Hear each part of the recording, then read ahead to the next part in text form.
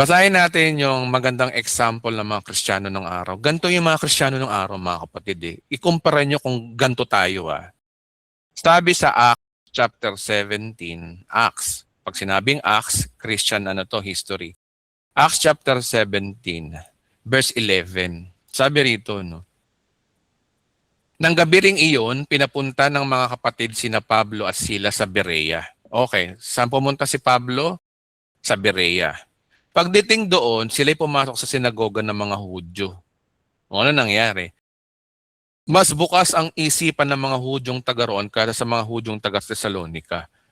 Willing-willing silang makinig sa paliwanag ni Pablo.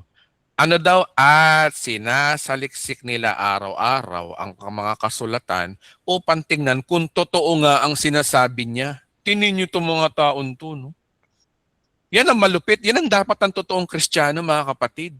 Pag may preaching, tinitingnan mo yung Biblia kung tama. Hindi yung amen kayo ng amen sa pastor. Hindi po kayo tagapalakpak ng pastor, mga kapatid. Hindi natin trabahong palakpakan ng pastor. Kayong palakpak ng palakpak. Tapos mag-o-offering kayo. Papautunan naman kayo sa mga yan. Tinawag tayo ng Panginoon para mag-aral ng salita ng Diyos, mga kapatid.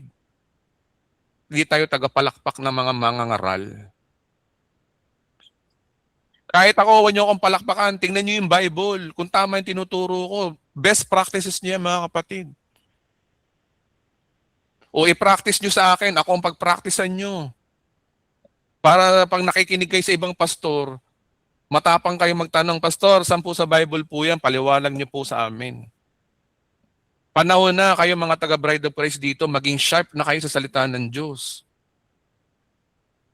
So maraming salamat po.